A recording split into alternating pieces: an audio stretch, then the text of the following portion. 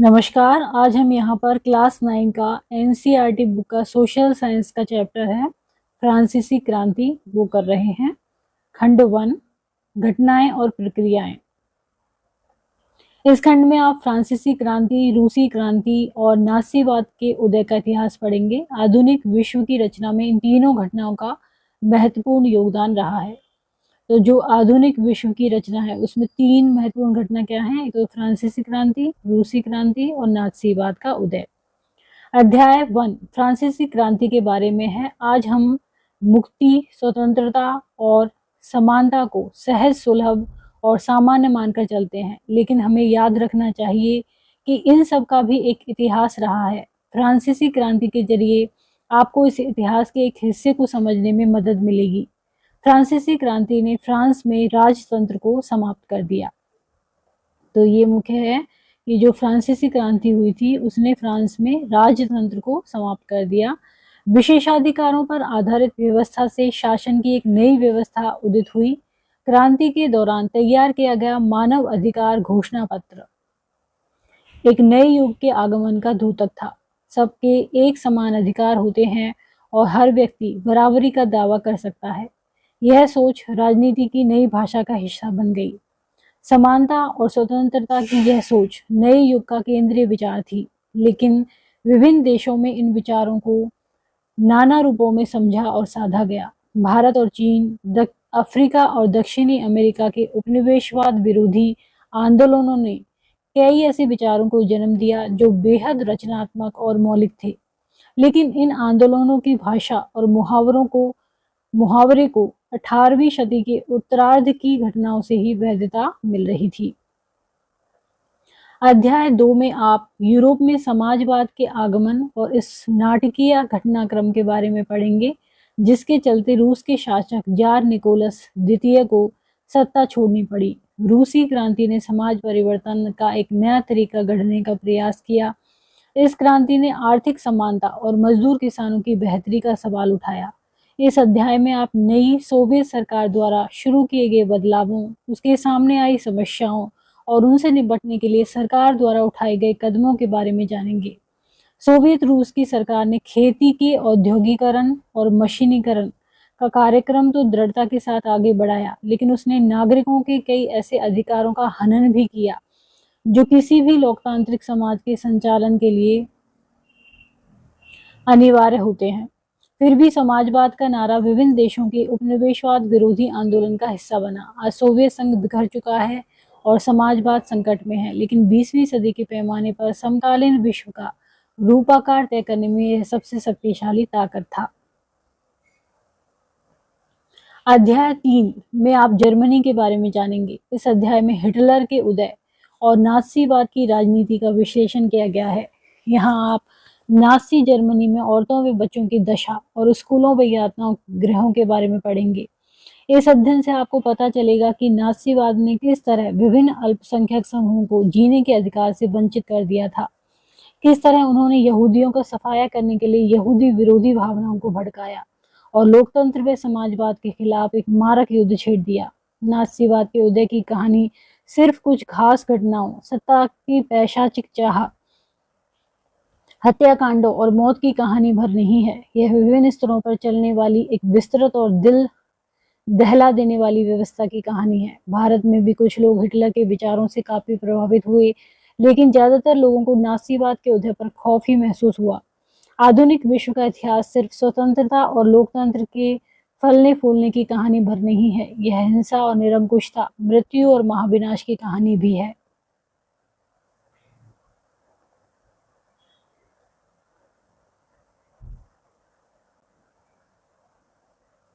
फ्रांसीसी क्रांति 14 जुलाई 1789 की सुबह पेरिस नगर में आतंक का माहौल था।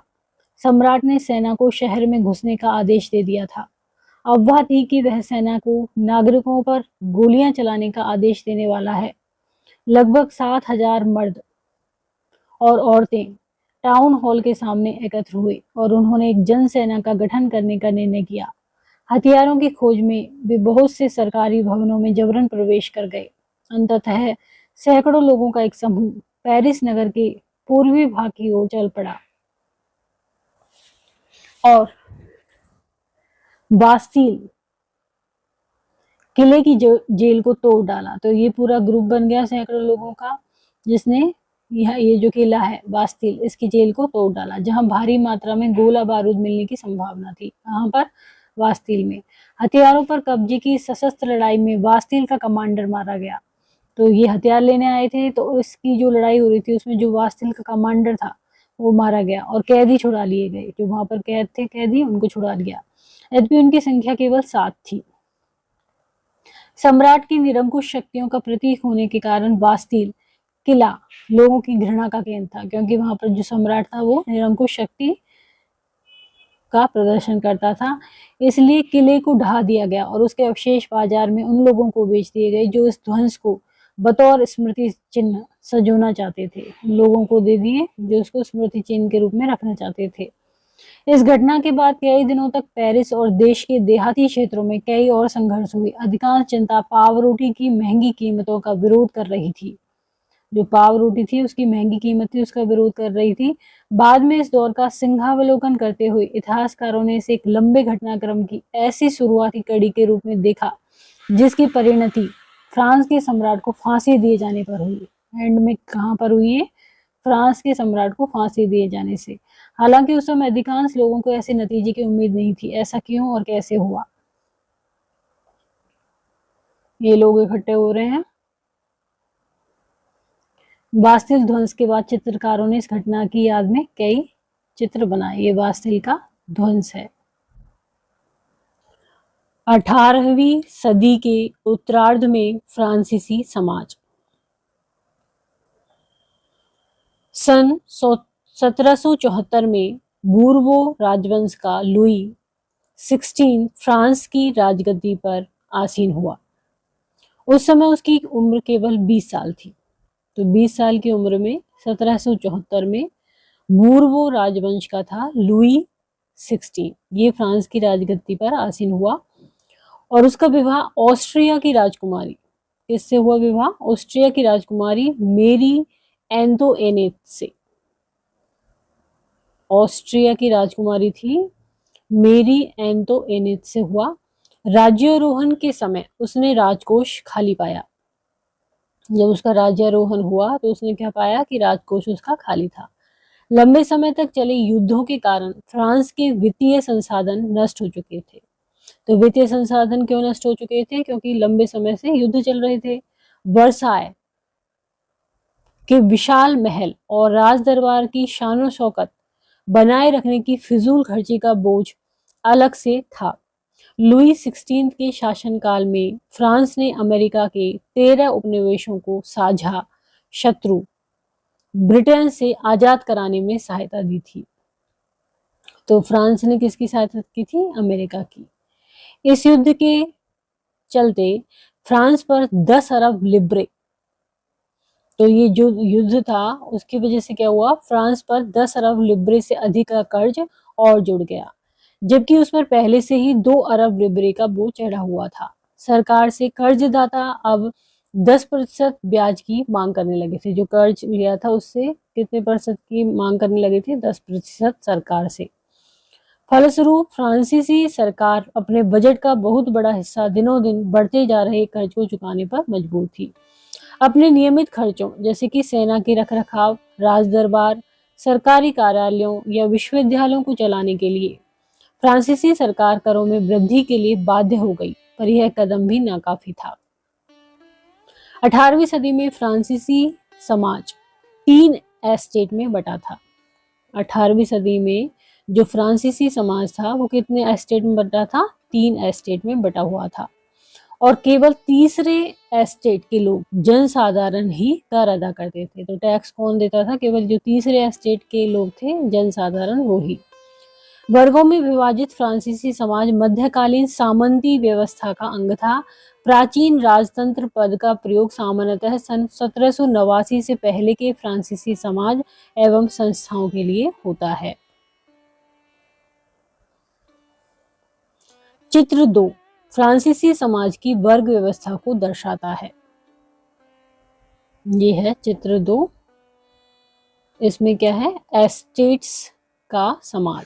ध्यान दें कि तृतीय एस्टेट में कुछ लोग अमीर हैं तो कुछ गरीब भी हैं। ये है इसमें,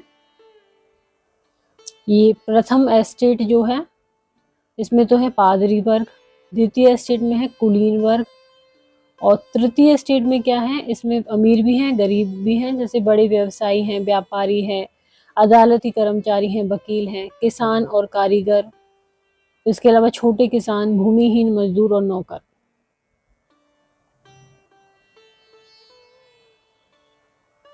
तो ये चित्र 2 में फ्रांसीसी समाज की वर्ग व्यवस्था को दर्शाता है। पूरी आबादी में लगभग 90% किसान थे, लेकिन जमीन के मालिक किसानों की संख्या बहुत कम थी।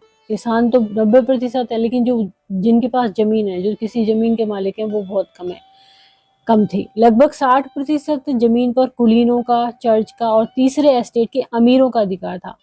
प्रथम 2 एस्टेट्स कुलीन वर्ग एवं पादरी वर्ग के लोगों को कुछ विशेषाधिकार जन्मना प्राप्त थे। मतलब कि जो कुलीन वर्ग था पहला स्टेट और दूसरा स्टेट, तो विशेष अधिकार उनको जन्म से मिलते थे। इनमें से सबसे महत्वपूर्ण विशेषाधिकार था राज्य को दिए जाने वाले करों से छूट। जो राज्य को सरकार को कर देते थे उसमें उनको छूट मिल जाती थी। कुलीन वर्ग को कुछ अन्य सामंती विशेषाधिकार भी हासिल थे। वह किसानों से सामंती कर वसूल करता था। किसान अपने स्वामी की सेवा, स्वामी के घर एवं खेतों में काम करना, सैन्य सेवाएं देना अथवा सड़कों के निर्माण में सहयोग आदि करने के लिए बाध्य थे। तो उनको सेवा भी करनी पड़ती थी, जो स्वामी थे उनके खेतों में भी काम करना पड़ता था और सड़क के निर्माण में भी सहयोग देना होता था। चर्च भी किसानों से करों का एक हिस्सा, टाइथ, जो चर्च लेते थे किसानों से कर का हिस्सा, उसको क्या बोलते थे, टाइथ, धार्मिक कर था ये, के रूप में वसूलता था। ऊपर से तीसरे एस्टेट के तमाम लोगों को सरकार को तो कर चुकाना ही होता था। इन करों में टाइल, प्रत्यक्ष कर और अनेक अप्रत्यक्ष कर शामिल थे। तो तीसरे एस्टेट के लोग क्या देते थे, टाइल या टैली, प्रत्यक्ष कर था ये, जबकि जो किसान चर्च को देते थे वो थे या टाइद, धार्मिक कर। अप्रत्यक्ष कर नमक और तंबाकू जैसी रोजाना उपभोग की वस्तुओं पर लगाया जाता था। इस प्रकार राज्य के वित्तीय कामकाज का सारा बोझ करों के माध्यम से जनता वहन करती थी।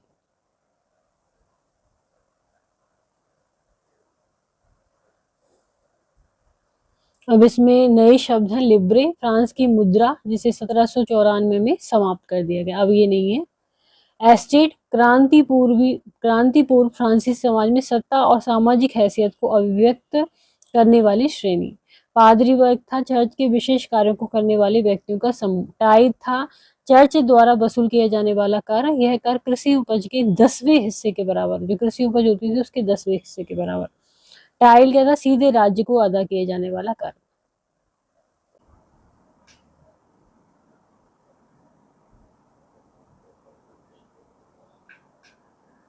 बेचारा गरीब अनाज, फल, पैसा, सलाद सब कुछ लाता है। मोटू जमींदार सब कुछ स्वीकार करने को तैयार बैठा है, पर वह इसको एक नजर देखता तक नहीं। बताएं कि चित्रकार ने कुलीन व्यक्ति को मकड़े और किसान को मक्खी के रूप में क्यों चित्रित किया है। कुलीन व्यक्ति मकड़ा है और किसान मक्खी। मकड़ा और मक्खी एक अनाम उत्कीर्ण चित्र। शैतान को जितना दो उसका लालच उतना ही बढ़ता जाता है। का संघर्ष। फ्रांस की जनसंख्या सन 1715 में 2.3 करोड़ थी, जो 1789 में बढ़कर 2.8 करोड़ हो गई। परिणामतः अनाज उत्पादन की तुलना में उसकी मांग काफी तेजी से बढ़ी, क्योंकि जनसंख्या ज्यादा हो गई तो मांग ज्यादा बढ़ी। अधिकांश लोगों के मुख्य खाद्य पाव रोटी की कीमत में तेजी से वृद्धि हुई, तो इसलिए क्या हुआ, जो उपलब्ध था उसमें उसकी कीमत में वृद्धि हो गई। अधिकतर कामगार कारखानों में मजदूरी करते थे और उनकी मजदूरी मालिक तय करते थे। तो जो भी काम करता था उसकी मजदूरी कौन तय करता था, मालिक। लेकिन मजदूरी महंगाई की दर से नहीं बढ़ रही थी। जितनी महंगाई बढ़ रही थी उतनी उनको मजदूरी नहीं बढ़ रही थी। फलस्वरूप अमीर गरीब की खाई चौड़ी होती गई। स्थितियां तब और बदतर हो जाती जब सूखे या ओले के प्रकोप से पैदावार गिर जाती।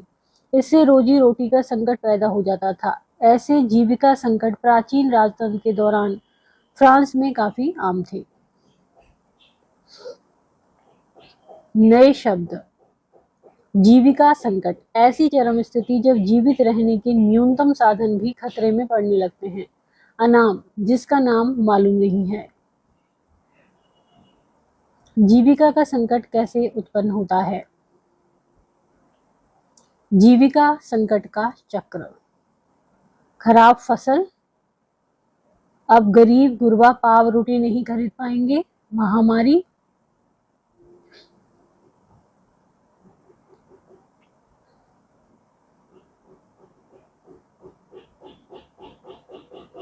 उभरते मध्यम वर्ग ने विशेषाधिकारों के अंत की कल्पना की।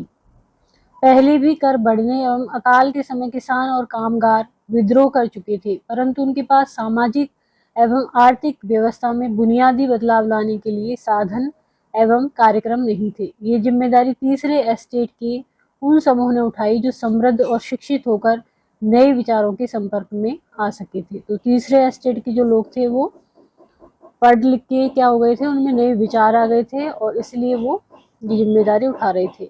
18वीं सदी में एक नए सामाजिक समूह का उदय हुआ जिसे मध्य वर्ग कहा गया। 18वीं सदी में किसका उदय हुआ? मध्य वर्ग का, जिसने फैलते समुद्र पारीय व्यापार और ऊनी तथा रेशमी वस्त्रों के उत्पादन के बल पर संपत्ति अर्जित की थी। ऊनी और रेशमी कपड़ों का या तो निर्यात किया जाता था, समाज के समृद्ध लोग उसे खरीद लेते थे। तीसरे एस्टेट में इन सौदागरों एवं निर्माताओं के अलावा प्रशासनिक सेवा व वकील जैसे पेशेवर लोग भी शामिल थे। ये सभी पढ़े लिखे थे और इनका मानना था कि समाज के किसी भी समूह के पास जन्मना विशेषाधिकार नहीं होने चाहिए, कि मतलब जन्म से ही उनको विशेषाधिकार नहीं मिलने चाहिए। किसी भी व्यक्ति की सामाजिक हैसियत का आधार उसकी योग्यता ही होनी चाहिए। उसमें क्या योग्यता है, उसके आधार पर उसकी सामाजिक हैसियत बननी चाहिए। स्वतंत्रता, समान नियमों तथा समान अवसरों के विचार पर आधारित समाज की यह परिकल्पना जॉन लॉक और जॉन जॉक रूसो जैसे दार्शनिकों ने प्रस्तुत की थी अपने 2 ट्रीटाइजेस ऑफ गवर्नमेंट में। लॉक ने राजा के दैवी या निरंकुश अधिकारों के सिद्धांत का खंडन किया था कि कोई राजा कोई देवता या वो निरंकुश अधिकार नहीं होते उस पर। रूसो ने इसी विचार को आगे बढ़ाते हुए, किसने? रूसो ने इसी विचार को आगे बढ़ाते हुए जनता और उसके प्रतिनिधियों के बीच एक सामाजिक अनुबंध पर आधारित सरकार का प्रस्ताव रखा। मॉन्स्क्यू ने the spirit of the laws नामक रचना में सरकार के अंदर विधायिका, कार्यपालिका और न्यायपालिका के बीच सत्ता विभाजन की बात कही। तो ये क्या रचना है? मॉन्स्क्यू ने the spirit of the laws. जब संयुक्त राज्य अमेरिका में 13 उपनिवेशों ने ब्रिटेन से खुद को आजाद घोषित कर दिया तो वहां इसी मॉडल की सरकार बनी। इस मॉडल की, जिसमें विधायिका, कार्यपालिका, न्यायपालिका। फ्रांस के राजनीतिक चिंतकों के लिए अमेरिकी संविधान और उसमें दी गई व्यक्तिगत अधिकारों की गारंटी प्रेरणा का एक महत्वपूर्ण स्रोत थी। दार्शनिकों के इन विचारों पर कॉफी हाउसों व सैलून की गोष्ठियों में गर्मा गर्म बहस हुआ करती और पुस्तकों एवं अखबारों के माध्यम से इनका व्यापक प्रचार प्रसार हुआ। पुस्तकों एवं अखबारों को लोगों के बीच जोर से पढ़ा जाता ताकि अनपढ़ भी उन्हें समझ सके। इसी समय लुई 16 द्वारा राज्य के खर्चों को पूरा करने के लिए फिर से कर लगाए जाने की खबर से विशेषाधिकार वाली व्यवस्था के विरुद्ध गुस्सा भड़क उठा। स्रोत का प्राचीन राजतंत्र में हुए अनुभवों का वृतांत। आगे चलकर क्रांतिकारी राजनीति में सक्रिय होने वाले जॉर्ज डॉन्टन ने अपनी पढ़ाई पूरी होने के बाद के समय को याद करते हुए सन 1793 में अपने एक मित्र को लिखा, मैं प्लेसिस के आवासीय कॉलेज में था। वहां मुझे कई महत्वपूर्ण लोगों का सानिध्य मिला। पढ़ाई पूरी होने के बाद बेकारी के दिनों में मैं नौकरी की तलाश में जुट गया। पेरिस के न्यायालय में नौकरी मिलनी असंभव थी। सेना में नौकरी का विकल्प भी मेरे लिए नहीं था, क्योंकि मैं न तो जन्मजात कुलीन था और न ही मेरा कोई संरक्षक था। चर्च भी मुझे आसरा नहीं दे सका। मैं कोई ओहदा भी खरीदने की स्थिति में नहीं था, क्योंकि मेरी जेब में एक सू फ्रांसीसी पैसा तक नहीं था। पुराने दोस्तों ने भी मुंह मोड़ लिया था। व्यवस्था ने हमें पढ़ा लिखा तो दिया था, लेकिन हमारी प्रतिभा के इस्तेमाल के अवसर उपलब्ध नहीं कराए थे। आर्थर यंग नाम के एक अंग्रेज ने सन 1787 से 1789 के दौरान फ्रांस की यात्रा की और अपनी यात्रा का विस्तृत वृतांत लिखा। इस वृतांत में उसकी यह टिप्पणी दिलचस्प है: सेवा टहल में लगे अपने गुलामों, खासतौर पर उनके साथ बुरा व्यवहार करने वालों को पता होना चाहिए कि इस तरह वह अपनी जिंदगी को ऐसी स्थिति में डाल रहा है जो उस स्थिति से बिल्कुल भिन्न होती, जिसमें उसने मुक्त लोगों की सेवाएं ली होती और उनसे बेहतर बर्ताव करता, जो अपने पीड़ितों की कराह सुनते हुए बोझ उठाना पसंद करते हैं। उन्हें दंगे के दौरान अपनी बेटी के अपहरण या बेटे का गला रेत दिए जाने का दुखड़ा नहीं रोना चाहिए।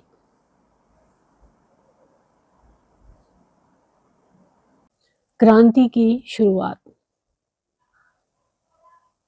पिछले भाग में आप देख चुके हैं कि किन कारणों से लुई 16 ने कर बढ़ा दिए थे। क्या आप सोच सकते हैं कि उसने ऐसा कैसे किया होगा?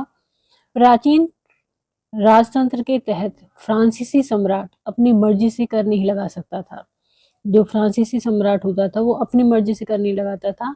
इसके लिए उसे एस्टेट जनरल, मतलब कि प्रतिनिधि सभा, एस्टेट जनरल की बैठक बुलाकर नए करों के अपने प्रस्तावों पर मंजूरी लेनी पड़ती थी। तो वो एस्टेट्स जनरल या प्रतिनिधि सभा से लेता था मंजूरी।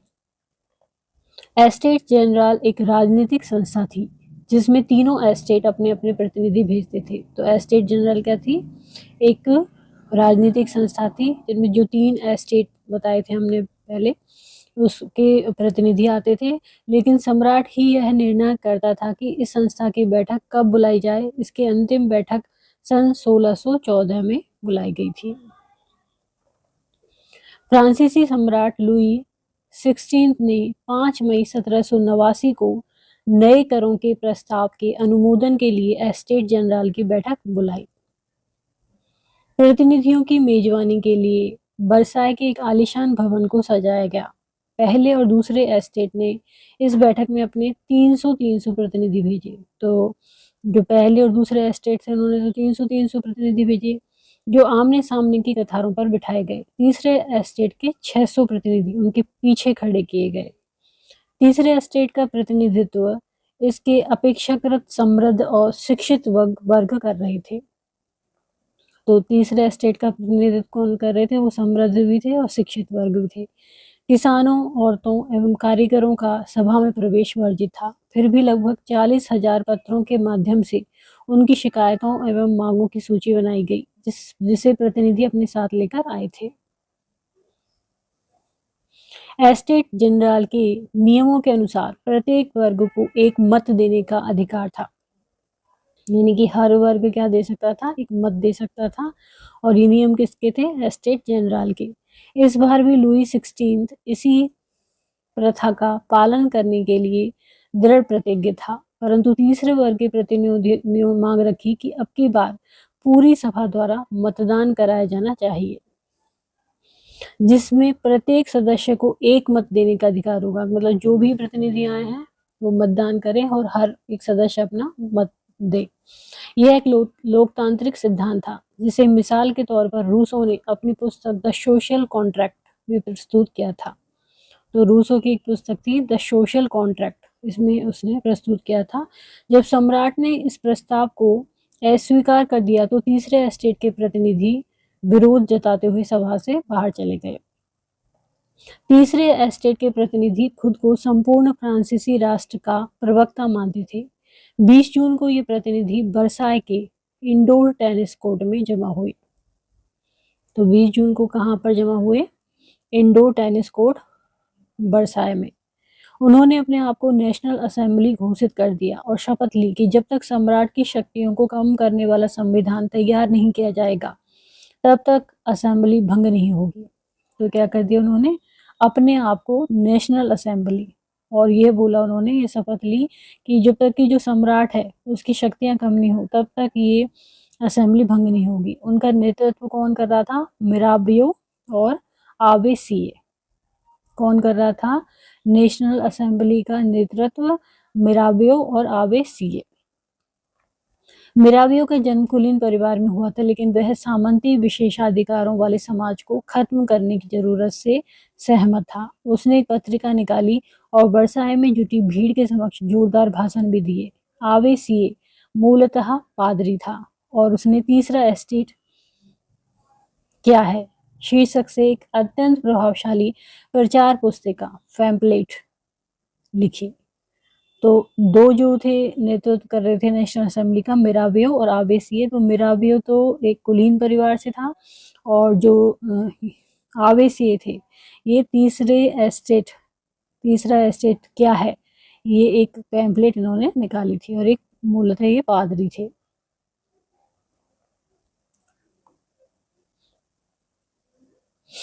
कुछ महत्वपूर्ण तिथियां। 1774 लुई 16 फ्रांस का राजा बनता है। कब? 1774 में। सरकारी खजाना खाली हो चुका है और प्राचीन राजतंत्र के समाज में असंतोष गहराता जा रहा है। अगली तारीख है 1789। एस्टेट जनरल का आहन। तृतीय एस्टेट नेशनल असेंबली का गठन करता है। बास्तिल पर हमला। देहात में किसानों का विद्रोह 1789 में। 1791 में सम्राट की शक्तियों पर अंकुश लगाने और सभी मनुष्यों को मूलभूत अधिकार प्रदान करने के लिए संविधान बनाया जाता है 1791 में। 1792 और 1793 में फ्रांस गणराज्य बनता है। सिर काटकर राजा को मार दिया जाता है। जैकोबिन गणराज्य का पतन। फ्रांस पर डायरेक्टरी का शासन। किसका शासन? फ्रांस पर डायरेक्टरी का शासन। 1804 नेपोलियन फ्रांस का सम्राट बनता है। कौन बनता है? नेपोलियन। यूरोपीय विशाल भूभाग पर कब्जा कर लेता है 1804 में। 1815 में वाटरलू में नेपोलियन की हार। 1815 में।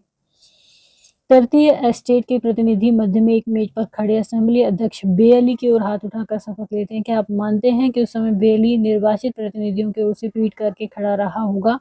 बेयली को उस तरह दर्शाने चित्र 5 के पीछे डेविड का क्या इरादा प्रतीत होता है? तो ये है टेनिस कोर्ट में शपथ। एक विशाल पेंटिंग के लिए जाक लुई डेविड द्वारा बनाया गया शुरुआती रेखांकन। इस तस्वीर नेशनल असेंबली में लगाई जानी थी।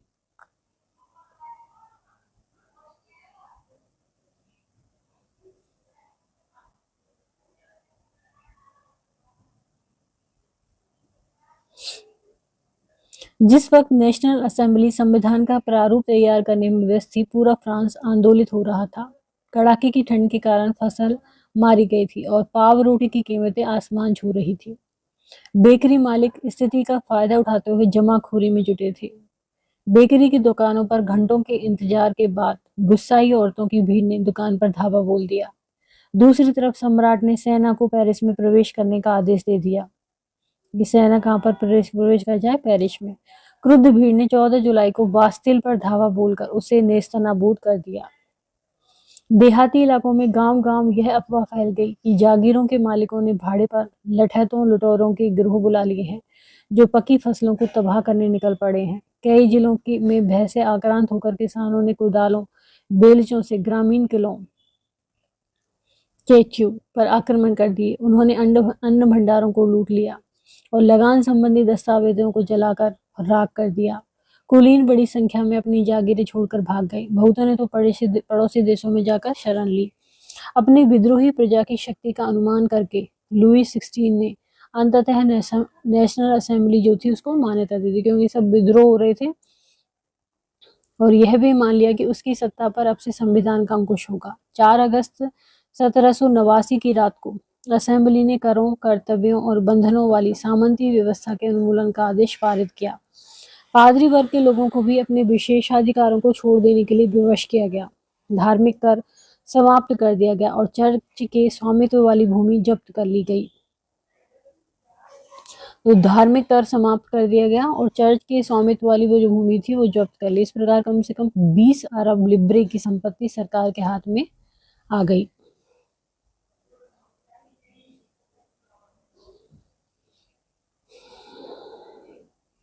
यह है भय की लहर से अप्रभावित इलाके जो हरे दिखाए गए हैं। 1789 की शुरुआत में विद्रोह वाले क्षेत्र जो ये पीच कलर ऐसे दिखाए गए हैं।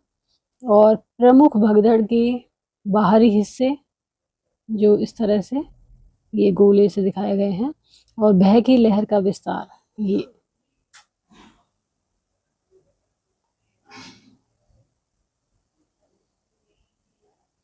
भय की लहर का प्रसार मानचित्र से पता चलता है कि इस तरह किसानों के जत्थे एक जगह से दूसरी जगह फैलते चले गए। फ्रांस संवैधानिक राजतंत्र बन गया। नेशनल असेंबली ने सन 1791 में संविधान का प्रारूप पूरा कर लिया।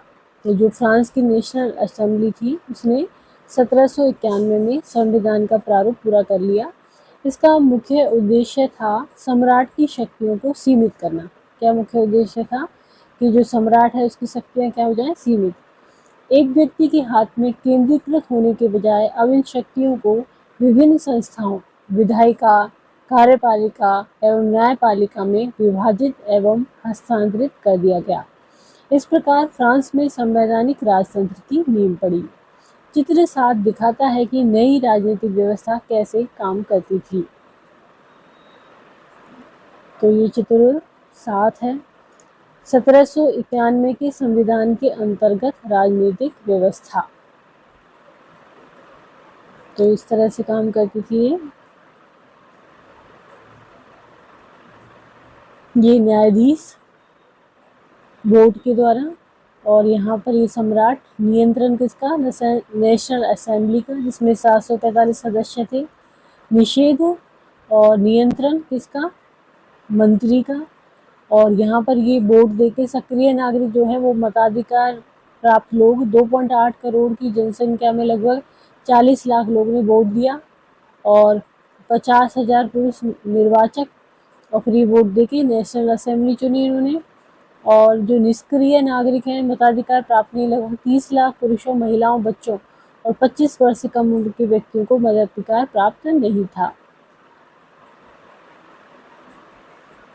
सन 1791 के संविधान ने कानून बनाने का अधिकार नेशनल असेंबली को सौंप दिया। नेशनल असेंबली अप्रत्यक्ष रूप से चुनी जाती थी। सर्वप्रथम नागरिक एक निर्वाचक समूह का चुनाव करते थे। सर्वप्रथम जो नागरिक होते थे वो एक निर्वाचक समूह का चुनाव करते थे, जो पुनः असेंबली के सदस्यों को चुनते थे। फिर ये किसको चुनते थे? असेंबली के सदस्यों को। सभी नागरिकों को मतदान का अधिकार नहीं था। 25 वर्ष से अधिक उम्र वाले केवल ऐसे पुरुषों को ही सक्रिय नागरिक, जिन्हें मत देने का अधिकार था, का दर्जा दिया गया था, जो कम से कम 3 दिन की मजदूरी के बराबर कर चुकाते थे।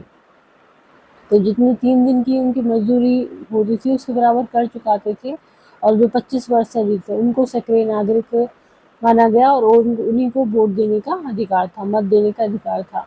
शेष पुरुषों और महिलाओं को निष्क्रिय नागरिक के रूप में वर्गीकृत किया गया था। निर्वाचक की योग्यता प्राप्त करने तथा असेंबली का सदस्य होने के लिए लोगों का करदाताओं की उच्चतम श्रेणी में होना जरूरी था। पुरुष एवं नागरिक अधिकार घोषणा पत्र का 1790 में ले बारबिये द्वारा बनाया गया चित्र दाईं ओर की आकृति फ्रांस को और बाईं ओर की कानून को निरूपित करती है।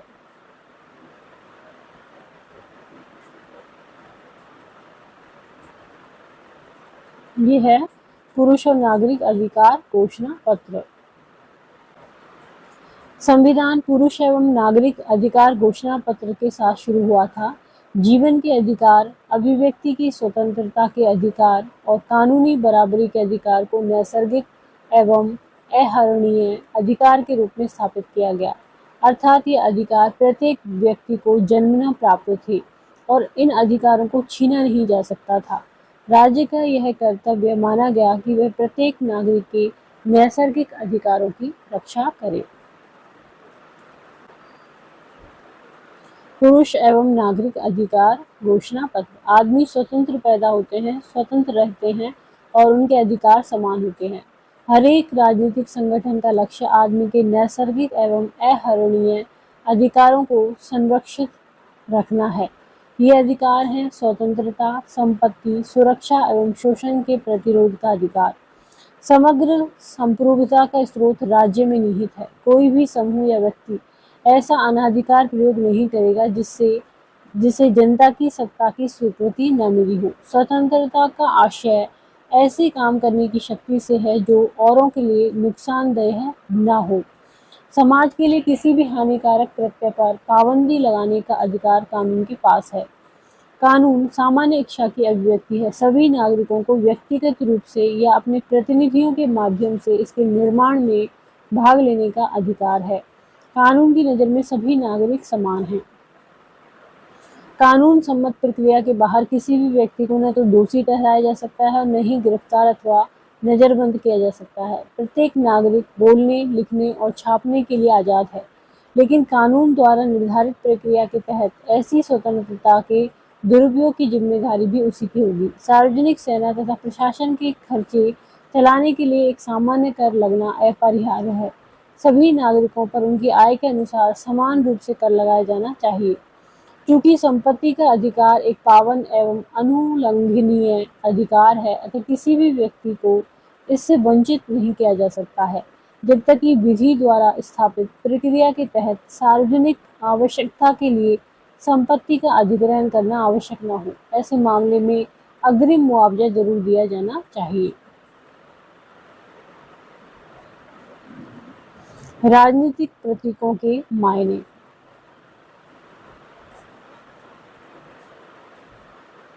18वीं सदी में ज्यादातर स्त्री पुरुष पढ़े लिखे नहीं थे, इसलिए महत्वपूर्ण विचारों का प्रचार करने के लिए छपे हुए शब्दों के बजाय अक्सर आकृतियों एवं प्रतीकों का प्रयोग किया जाता था। ले बार्बिये ने अपनी पेंटिंग चित्र 8 में अधिकारों के घोषणा पत्र को लोगों तक पहुंचाने के लिए अनेक प्रतीकों का प्रयोग किया। आइए इन प्रतीकों को समझने की कोशिश करें। टूटी हुई जंजीर।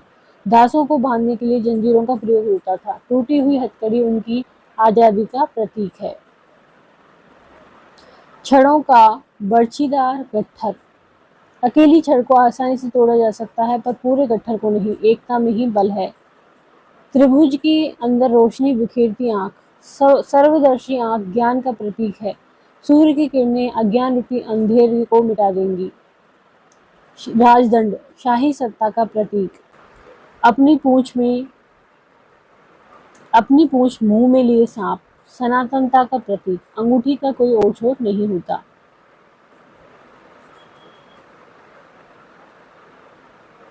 लाल फ्राइजियन टोपी। दासों द्वारा स्वतंत्र होने के बाद पहनी जाने वाली टोपी। नीला सफेद लाल फ्रांस के राष्ट्रीय रंग। डेनोवारिसरी कानून का मानवीय रूप। विधिपट कानून सबके लिए समान है और उसकी नजर में सब बराबर हैं।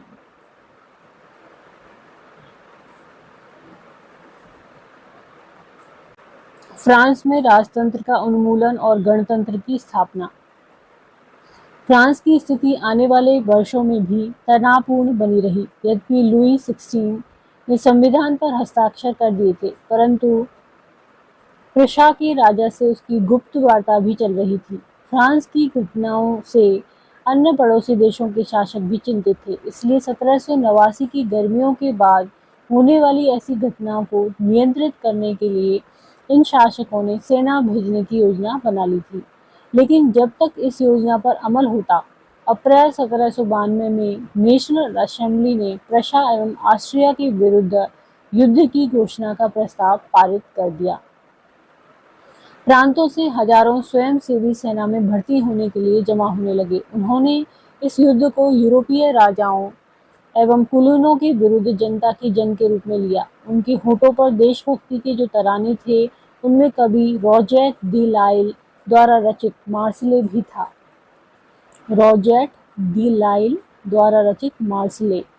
यह गीत पहली बार मार्सिलेस के स्वयंसेवियों ने पेरिस की ओर कूच करते हुए गाया था, इसलिए इस गाने का नाम मार्सिले हो गया, जो फ्रांस का राष्ट्रगान है। तो फ्रांस का राष्ट्रगान क्या है? मार्सिले। क्रांतिकारी युद्धों से जनता को भारी क्षति एवं आर्थिक कठिनाइयां झेलनी पड़ी। पुरुषों के मोर्चे पर चले जाने के बाद घर परिवार और रोजी रोटी की जिम्मेदारी औरतों के कंधों पर आ पड़ी।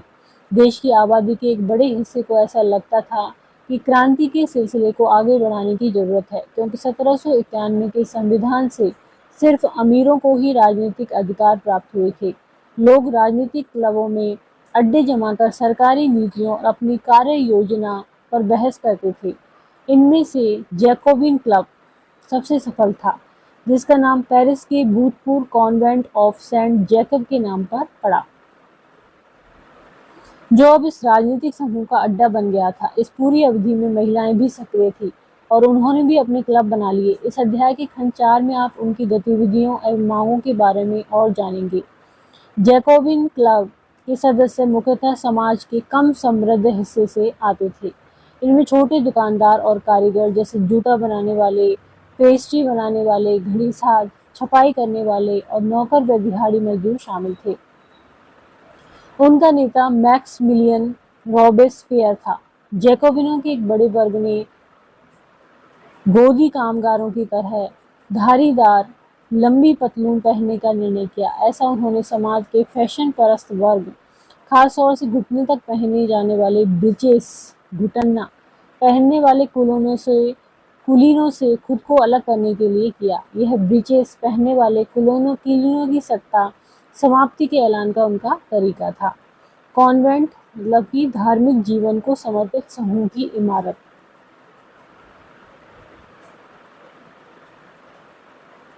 सौ कुलात बिना ब्रीचेस वाले दंपति।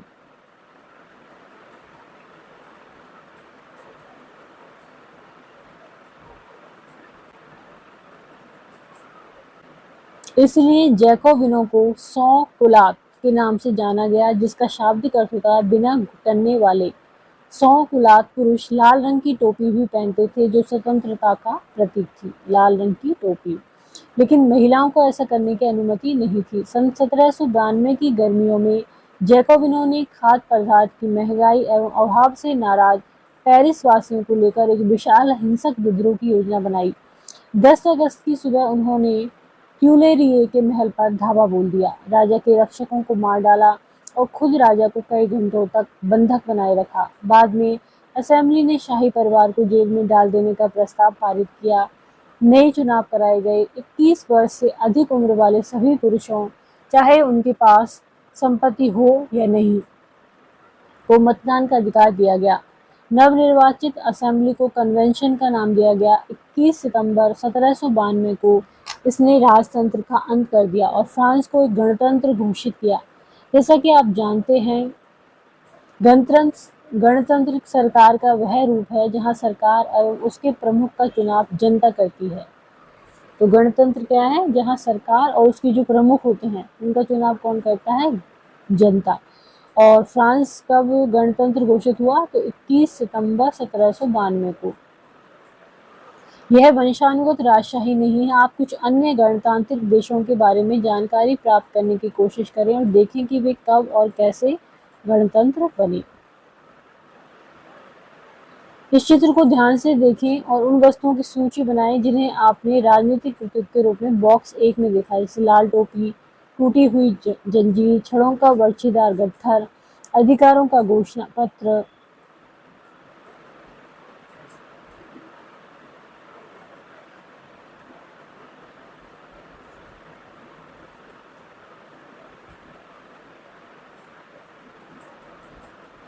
लुई 16 को न्यायालय द्वारा देशद्रोह के आरोप में मौत की सजा सुना दी गई।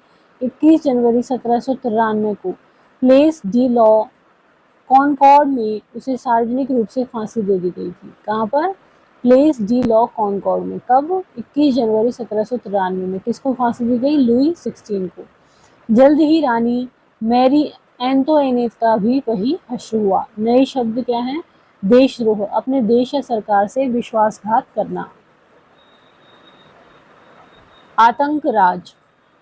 सन 1793 से 1794 तक के काल को आतंक का युग कहा जाता है। रोबेस्पियर ने नियंत्रण एवं दंड की सख्त नीति अपनाई। उसके हिसाब से गणतंत्र के जो भी शत्रु थे, कुलीन एवं पादरी, अन्य राजनीतिक दलों के सदस्य, उसकी कार्यशैली से असहमति रखने वाले पार्टी सदस्य, उन सभी को गिरफ्तार कर जेल में डाल दिया गया और एक क्रांतिकारी न्यायालय द्वारा उन पर मुकदमा चलाया गया। यदि न्यायालय उन्हें दोषी पाता तो गिलोटिन पर चढ़ाकर उनका सिर कलम कर दिया जाता था। गिलोटिन 2 खंभों के बीच लटकते आरे वाली मशीन थी, जिस पर रखकर अपराधी का सिर धड़ से अलग कर दिया जाता था। इस मशीन का नाम इसके आविष्कारक डॉक्टर गिलोटिन के नाम पर पड़ा। रॉबेस्पियर सरकार ने कानून बनाकर मजदूरी एवं कीमतों की अधिकतम सीमा तय कर दी। गोश्त एवं पाव रोटी की राशनिंग कर दी गई। किसानों को अपना अनाज शहरों में ले जाकर सरकार द्वारा तय कीमत पर बेचने के लिए बाध्य किया गया। अपेक्षाकृत महंगे सफेद आटे के इस्तेमाल पर रोक लगा दी गई। सभी नागरिकों के लिए साबुत गेहूं से बनी और बराबरी का प्रतीक मानी जाने वाली समता रोटी खाना अनिवार्य कर दिया गया। बोलचाल और संबोधन में भी बराबरी का आचार व्यवहार लागू करने की कोशिश गई।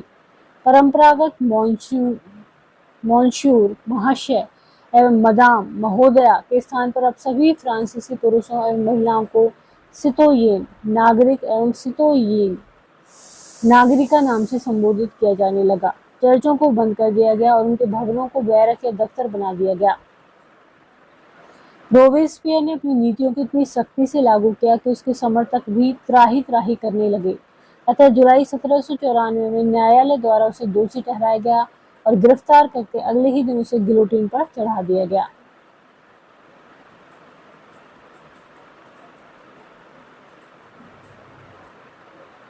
स्वतंत्रता लिबर्टी क्या है? दो परस्पर विरोधी विचार। क्रांतिकारी पत्रकार कैमिल डेस्मोलिन्स ने 1793 में लिखा। इसके कुछ ही दिनों बाद आतंक राज के दौरान उसे फांसी दे दी गई। कुछ लोगों का मानना है कि स्वतंत्रता एक शिशु के समान है जिसे परिपक्व होने तक अनुशासन की अवस्था से गुजरना आवश्यक है, पर सत्य कुछ और है। स्वतंत्रता सुख शांति है, विवेक है, समानता एवं न्याय है। यह अधिकारों का घोषणा पत्र है। आप शायद अपने सभी दुश्मनों का सिर काट देना चाहते हैं। क्या इससे बड़ी मूर्खता हो सकती है?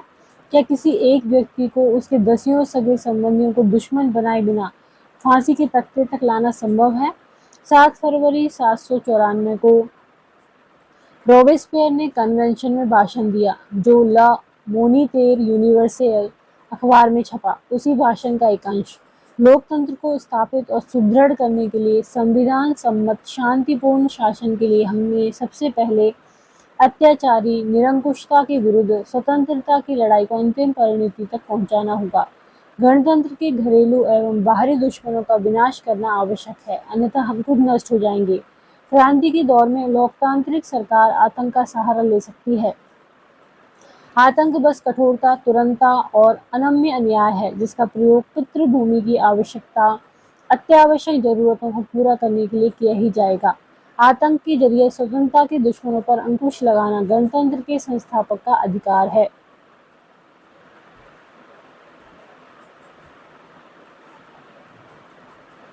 क्रांतिकारी सरकार ने अनेक प्रकार से जनता की वफादारी हासिल करनी चाहिए। उनमें से एक इस प्रकार के उत्सवों का आयोजन था। एक गौरवमय इतिहास की आभा को संप्रेषित करने के लिए प्राचीन यूनान व रोम की सभ्यताओं के प्रतीकों का इस्तेमाल किया गया। मंच के बीचों बीच बने पायों पर टिका हुआ क्लासिकी मंडप अस्थायी सामग्री का बना था,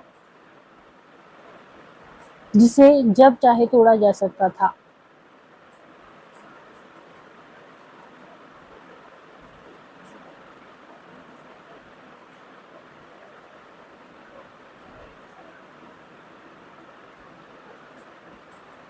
डायरेक्टरी शासित फ्रांस। जैकोबिन सरकार के पतन के बाद मध्य वर्ग के संपन्न तबके के पास सत्ता आ गई। नए संविधान के तहत संपत्तिहीन तबके को मताधिकार से वंचित कर दिया गया।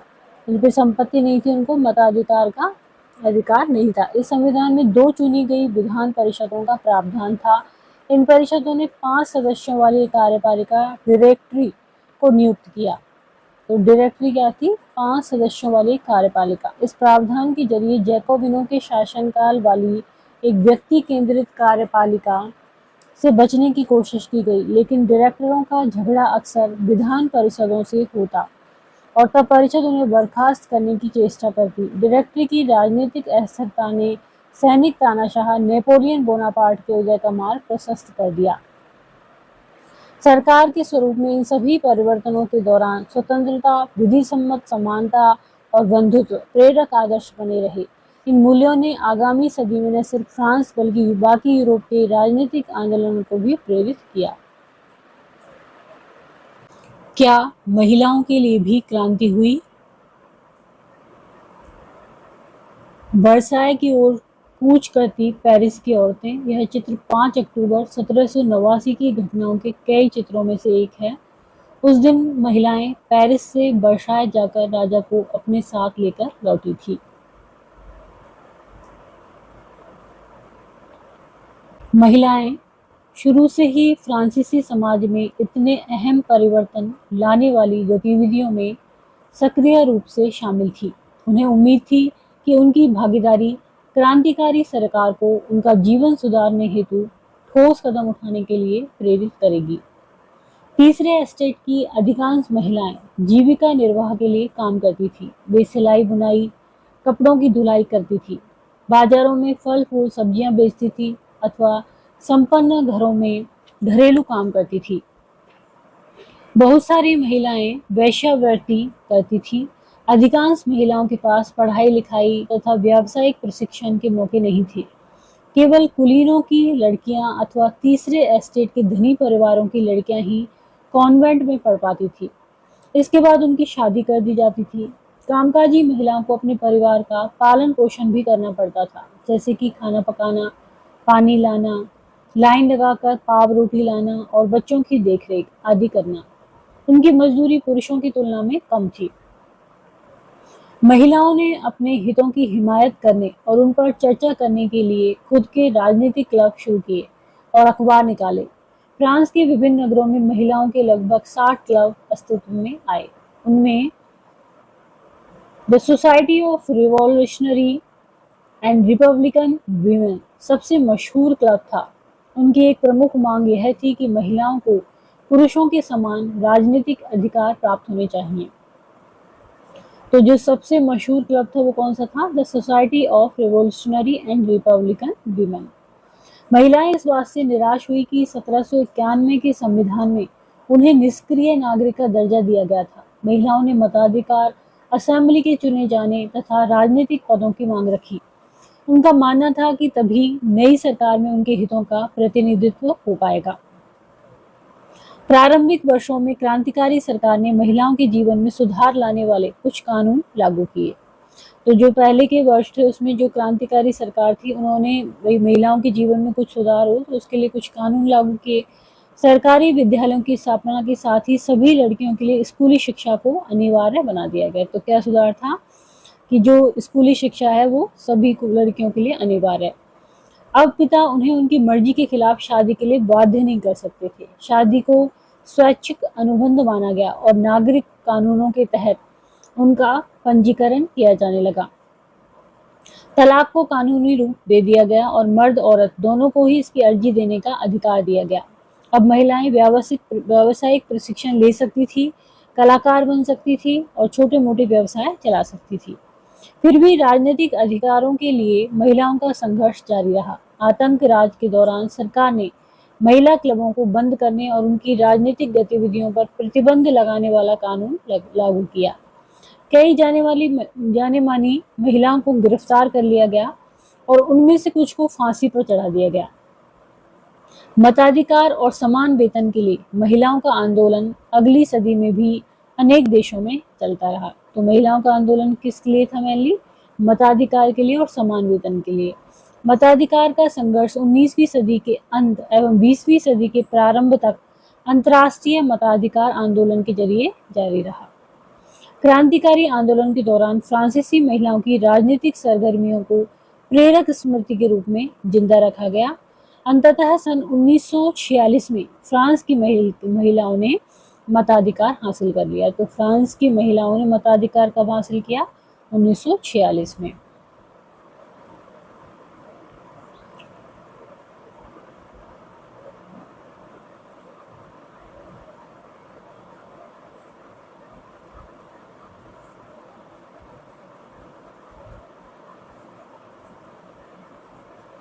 क्रांतिकारी महिला ओलंप दे गूज 1748 से 1793 का जीवन। तो ये है ओलंप दे गूज। ओलंप दे गूज क्रांतिकालीन फ्रांस की राजनीतिक रूप से सक्रिय महिलाओं में सबसे महत्वपूर्ण थी। क्या नाम था? ओलंप दे गूज। उन्होंने संविधान तथा पुरुष एवं नागरिक अधिकार घोषणा पत्र का विरोध किया। क्योंकि उसमें महिलाओं को मानव मात्र के मूलभूत अधिकारों से वंचित रखा गया।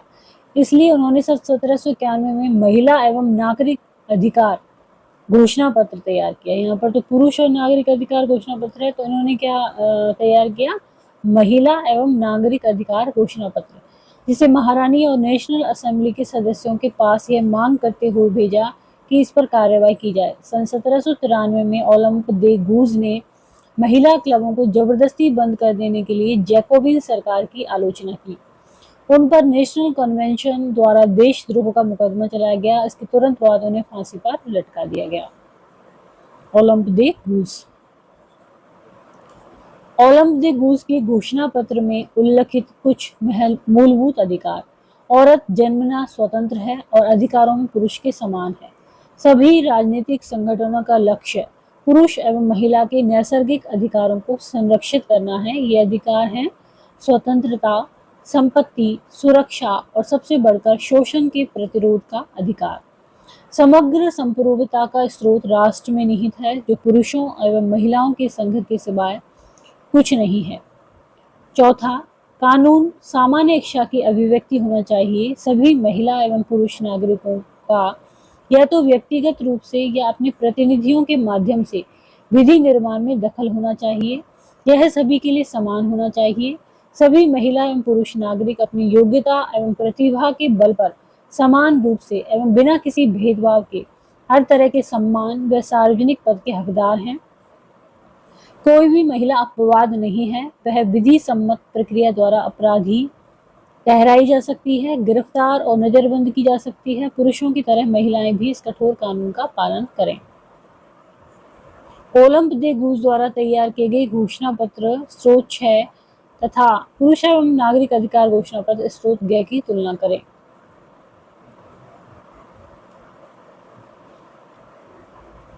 यहाँ पर दिया गया है बेकारी की दुकान पर कतार में महिलाएं। ये है स्रोत ज। सन 1793 में जैकोबिन राजनीतिज्ञ शोमेत ने इन आधार पर महिला क्लबों को बंद करने के निर्णय को उचित ठहराया। क्या प्रकृति ने घरेलू कार्य पुरुषों को सौंपा है? क्या प्रकृति ने बच्चों को दूध पिलाने के लिए हमें स्तन दिए हैं? नहीं। प्रकृति ने पुरुष से कहा, पुरुष बनो, शिकार, कृषि, राजनीतिक कर्तव्य यह तुम्हारा साम्राज्य है। प्रकृति ने महिला से कहा, स्त्री बनो, गृहस्थी के काम, मातृत्व के सुखद दायित्व यही तुम्हारे कार्य हैं। पुरुष बनने की इच्छा रखने वाली महिलाएं निर्लज्ज हैं। क्या जिम्मेदारियां का उचित बंटवारा हो नहीं चुका है? दास प्रथा का उन्मूलन। फ्रांसीसी उपनिवेशों में दास प्रथा का उन्मूलन जैकोबिन शासन के क्रांतिकारी सामाजिक सुधारों में से एक था। तो ये जैकोबिन शासन था और इसके क्रांतिकारी सामाजिक सुधार थे। उसमें जो फ्रांसीसी उपनिवेश है उसमें दास प्रथा का उन्मूलन शामिल था। कैरिबियाई उपनिवेश मार्टिनिक, गॉडेलॉप और सैन डोमिंगो तंबाकू, नील, चीनी एवं कॉफी जैसी वस्तुओं के महत्वपूर्ण आपूर्तिकर्ता थे। अपरिचित एवं दूर देश जाने और काम करने के प्रति यूरोपियों की अनिच्छा का मतलब था बागानों में श्रम की कमी। इस कमी को यूरोप, अफ्रीका एवं अमेरिका के बीच त्रिकोणीय दास व्यापार द्वारा पूरा किया गया। दास व्यापार 17वीं शताब्दी में शुरू हुआ। फ्रांसीसी सौदागर बोर्दे या नांते बंदरगाह से अफ्रीका तट पर जहाज ले जाते थे, जहां वे स्थानीय सरदारों से दास खरीदते थे। दासों को दागकर एवं हथकड़ियां डालकर अटलांटिक महासागर के पार कैरिबियाई देशों तक 3 माह की लंबी समुद्री यात्रा के लिए जहाजों में ठूंस दिया जाता था। वहां उन्हें बागान मालिकों को बेच दिया जाता था। दास श्रम के बल पर यूरोपीय बाजारों में चीनी, कॉफी एवं नील की बढ़ती मांग को पूरा करना संभव हुआ। बोर्दे और नांते जैसे बंदरगाह फलते फूलते दास व्यापार के कारण ही समृद्ध नगर बन गए। 18वीं सदी में फ्रांस में दास प्रथा की ज्यादा निंदा नहीं हुई। नेशनल असेंबली में लंबी बहस हुई कि व्यक्ति के मूलभूत अधिकार उपनिवेशों में रहने वाली प्रजा सहित समस्त फ्रांसीसी प्रजा को प्रदान किए जाएं या नहीं, परंतु दास व्यापार पर निर्भर व्यापारियों के विरोध के भय से नेशनल असेंबली में कोई कानून पारित नहीं किया गया। लेकिन अंततः सन 1794 के कन्वेंशन ने फ्रांसीसी उपनिवेशों में सभी दासों की मुक्ति का कानून पारित कर दिया, पर यह कानून एक छोटी सी अवधि तक ही लागू रहा। 10 वर्ष बाद नेपोलियन ने दास प्रथा पुनः शुरू कर दी। बागान मालिकों को अपने आर्थिक हित साधने के लिए अफ्रीकी निग्रो लोगों को गुलाम बनाने की स्वतंत्रता मिल गई। फ्रांसीसी उपनिवेशों से अंतिम रूप से दास प्रथा का उन्मूलन 1848 में हुआ। तो फ्रांसीसी उपनिवेशों से जो दास प्रथा का उन्मूलन हुआ था वो 1848 में अंतिम रूप में हुआ था। निग्रो अफ्रीका में सहारा रेगिस्तान के दक्षिण में रहने वाले स्थानीय लोग। यह अपमानजनक शब्द है जिसका अब प्राय इस्तेमाल नहीं किया जाता।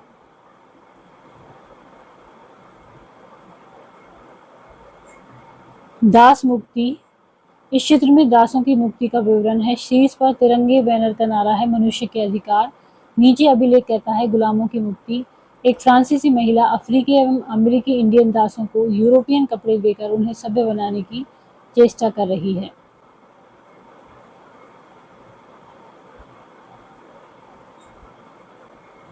क्रांति और रोजाना की जिंदगी। क्या राजनीति लोगों का पहनावा, उनकी बोलचाल अथवा उनके द्वारा पढ़ी जाने वाली पुस्तकों को बदल सकती है?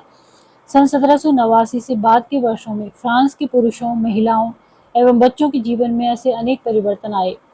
क्रांतिकारी सरकारों ने कानून बनाकर स्वतंत्रता एवं समानता के आदर्शों को रोजाना की जिंदगी में उतारने का प्रयास किया। बास्तिल के विध्वंस के बाद सन 1789 की गर्मियों में जो सबसे महत्वपूर्ण कानून अस्तित्व में आया वह था सेंसरशिप की समाप्ति। प्राचीन राजतंत्र के अंतर्गत तमाम लिखित सामग्री और सांस्कृतिक गतिविधियों, किताब, अखबार, नाटक को राजा के सेंसर अधिकारियों द्वारा पास किए जाने के बाद ही प्रकाशित या मंचित किया जा सकता था। परंतु अब अधिकारों के घोषणा पत्र ने भाषण एवं अभिव्यक्ति की स्वतंत्रता को नैसर्गिक अधिकार घोषित कर दिया। परिणामस्वरूप फ्रांस के शहरों में अखबारों, पर्चों, पुस्तकों एवं छपी हुई तस्वीरों की बाढ़ आ गई, जहां से वे तेजी से गांव देहात तक जा पहुंची। उनमें फ्रांस में घट रही घटनाओं एवं परिवर्तनों का ब्यौरा और उन पर टिप्पणी होती थी। प्रेस की स्वतंत्रता का मतलब यह था कि किसी भी घटना पर परस्पर विरोधी विचार भी व्यक्त किए जा सकते थे। प्रिंट माध्यम का उपयोग करके एक पक्ष ने दूसरे पक्ष को अपने दृष्टिकोण से सहमत कराने की कोशिश की। नाटक, संगीत और उस सभी जुलूसों में असंख्य लोग जाने लगे। स्वतंत्रता और न्याय के बारे में राजनीतिज्ञों व दार्शनिकों के पांडित्यपूर्ण लेखन को समझने और उससे जुड़ने का यह लोकप्रिय तरीका था, क्योंकि किताबों को पढ़ना तो मुट्ठी भर शिक्षितों के लिए ही संभव था।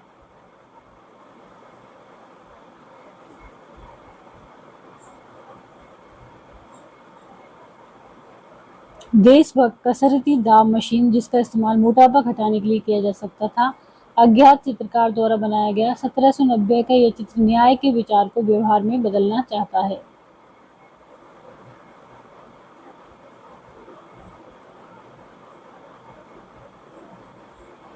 मरा जनता को संबोधित करते हुए लुई लियोपोल्ड बाइली रचित चित्र। इस अध्याय से मरा के बारे में आपको क्या याद है, उसके इर्द गिर्द मौजूद दृश्य का वर्णन कीजिए तथा उसकी लोकप्रियता के बारे में समझाइए। किसी सैलून में आने वाले विभिन्न वर्ग के लोगों पर इस पेंटिंग की क्या प्रतिक्रिया होती होगी।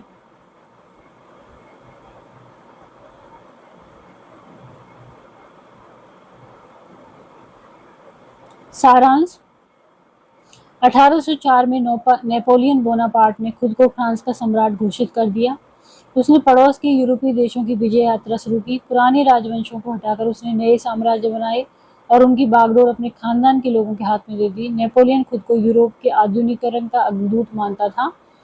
उसे निजी संपत्ति की सुरक्षा के कानून बनाए और दशमलव पद्धति पर आधारित नाप तोल की एक समान प्रणाली चलाई। शुरू में बहुत सारे लोगों को नेपोलियन मुक्तिदाता लगता था और उससे जनता को स्वतंत्रता दिलाने की उम्मीद थी, पर जल्द ही उसकी सेनाओं को लोग हमलावर मानने लगे। आखिरकार 1815 में वाटरलू में उसकी हार हुई। यूरोप के बाकी हिस्सों में मुक्ति और आधुनिक कानूनों को फैलाने वाले उसके क्रांतिकारी उपायों का असर उसकी मृत्यु के काफी समय बाद सामने आया। आल्प्स पार करता नेपोलियन, डेविड देरो बनाया गया चित्र। स्वतंत्रता और जनवादी अधिकारों के विचार फ्रांसीसी क्रांति की सबसे महत्वपूर्ण विरासत थे। ये विचार 19वीं सदी में फ्रांस से निकलकर बाकी यूरोप में फैले और इनके कारण वहां सामंती व्यवस्था का नाश हुआ। औपनिवेशिक समाजों ने संप्रभु राष्ट्र राज्य की स्थापना के अपने आंदोलनों में दासता से मुक्ति के विचार को नई परिभाषा दी। टीपू सुल्तान और राजा राम मोहन राय क्रांतिकारी फ्रांस में उपजे विचारों से प्रेरणा लेने वाले दो ठोस उदाहरण थे। राजा राममोहन राय उस समय यूरोप में फैल रहे नए विचारों से प्रभावित होने वालों में से एक थे। फ्रांसीसी क्रांति और बाद में जुलाई क्रांति ने उनकी कल्पना को नई धार दी। फ्रांस में 1830 में हुई जुलाई क्रांति के बारे में जानने के बाद वह और किसी चीज के बारे में बात ही नहीं करते थे। हालांकि एक दुर्घटना के कारण वे दोनों लंगड़ा कर चलते थे, लेकिन इंग्लैंड जाते हुए केप टाउन में वे जिद करने लगे कि उन्हें क्रांतिकारी तिरंगे झंडे वाले युद्ध को दिखाए जाएं। तो शोभन सरकार, notes on the Bangla Renaissance 1946।